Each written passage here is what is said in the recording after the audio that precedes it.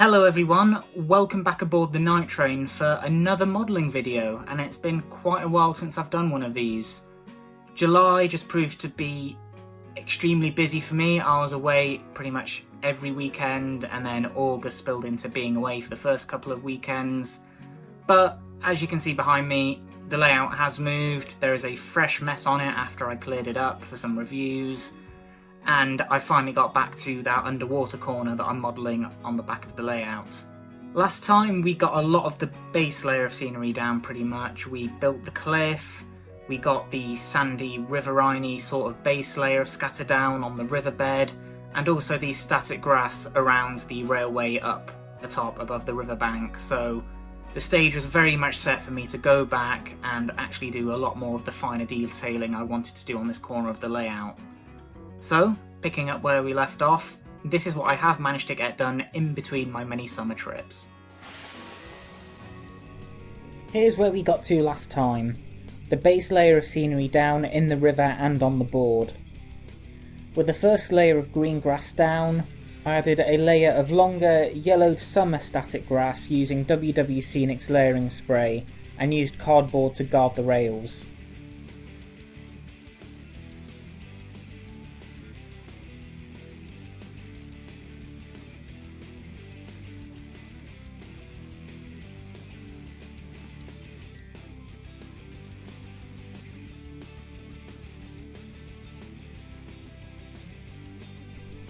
With this down, I hoovered up the excess for reuse later.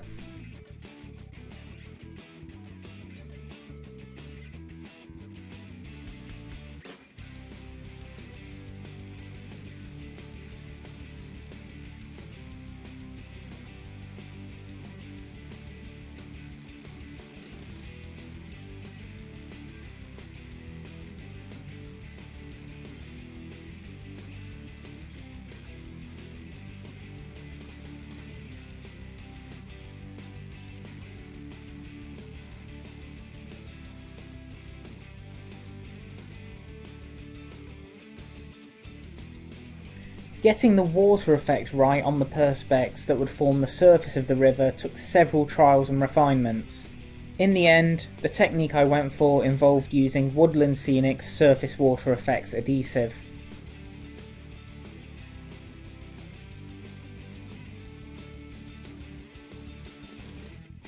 I squirted some of the adhesive over the perspex, and with a cocktail stick worked this out into finer ripples. I made sure these went in the direction I imagined the flow of water would be going in accordance with the bank on the layout.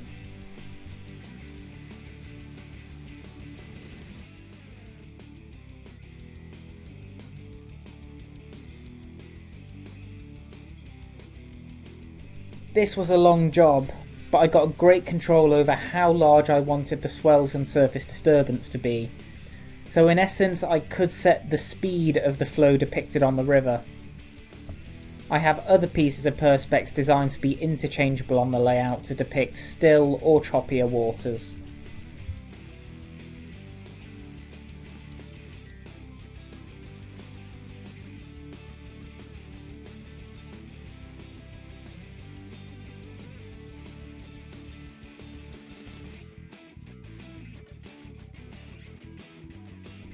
Back on the riverbed, I put down a strip of cork chunks roughly the same shade as the cliff, to simulate fresh, large chunks that had broken away and sunk onto the riverbed.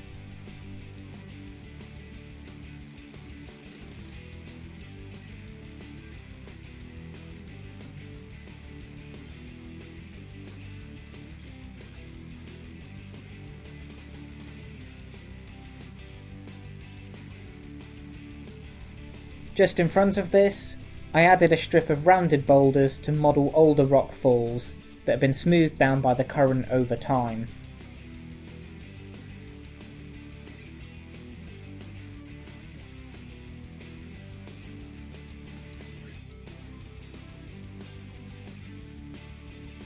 With the larger rocks in place, I squirted diluted PVA behind, over and between them to secure everything in place.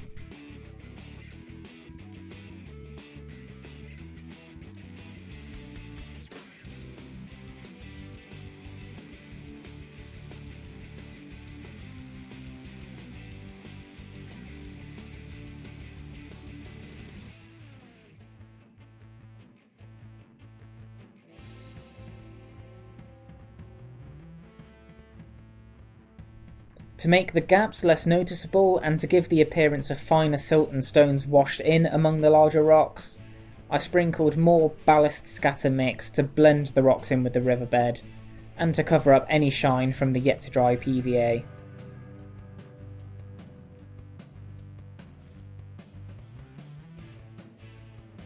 No river is complete without driftwood. After some garden renovations and a heat wave, I made use of some old, small dried out twigs from the garden.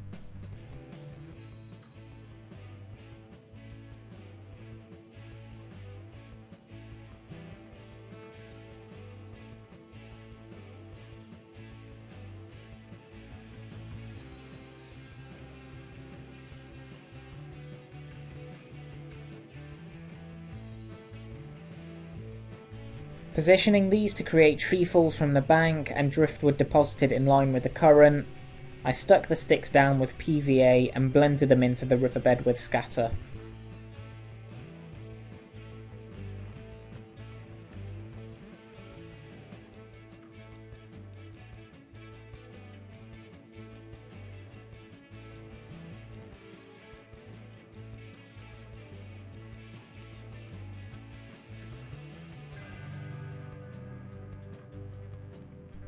Digging through my spares box, I pulled out some long pieces of Hornby field grass, perfect for cutting into reed beds to be glued under the water.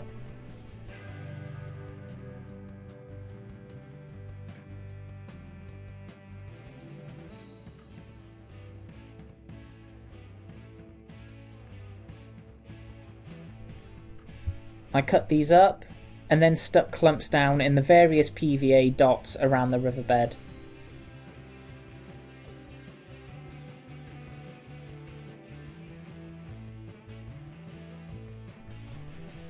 I angled these over driftwood stones to give the illusion of flow and movement through the waterway. It's a rare instance where the plant falling over works better, provided it's leaning in the right direction.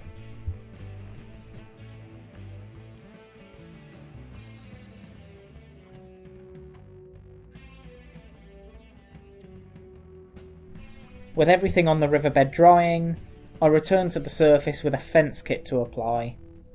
Bought for $5 on eBay from Commodore Studio, I got 50 posts and some lengths of wire. I painted the posts in Revel acrylic wood brown, as this fence would be in good nick as it guarded the railway from the river.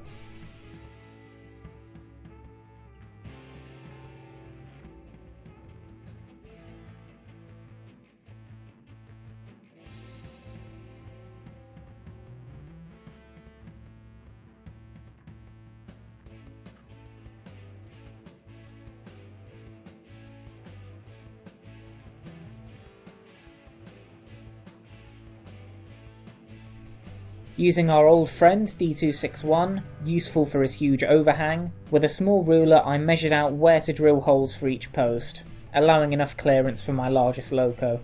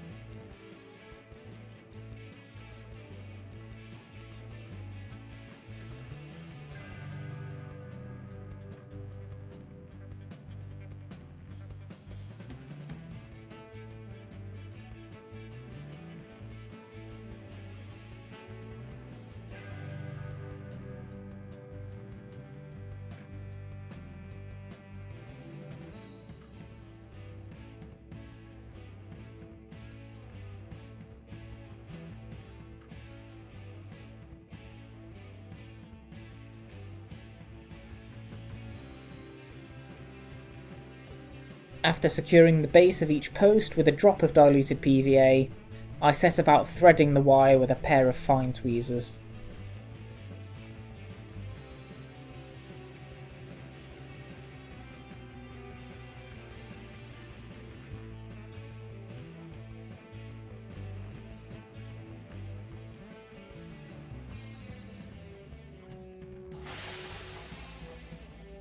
So I've actually managed to squeeze in a lot of small, fine detailed progress into this, and it all really comes together and brings the scene to life. We've got rocks going on, we've got reeds, we've got deadfall, and the eagle-eyed viewers among you will have seen some figures on there already, but don't worry, I'm going to be showing you what I did with those in part 3. Yes, there is a third part. I thought this was only going to be a one and done, but modelling, it eats up so much time and I just can't show it all, so yeah, part 3 is coming out very soon. But there is a lot more life to it now. It looks more like a river and less like a plastered cut corner of wood. So yeah, very happy with how it's progressed. So if you like how the modelling's coming on and you're interested in seeing me put these figures down and also doing a couple of other bits to the corner, such as adding foliage, building my own willow trees, that's a big learning curve that I've embarked on, then make sure you are subscribed to the channel, have that notification bell ring so you know exactly when part 3 of this underwater corner modelling video series goes live on my channel. Thank you again to everyone who's tuned in and watched. Make sure you like the video, let me know in the comments what you think. If there's things that you'd like to see me try, perhaps a few bits you'd do differently, do let me know. And I'll see you in another video very soon. Take care.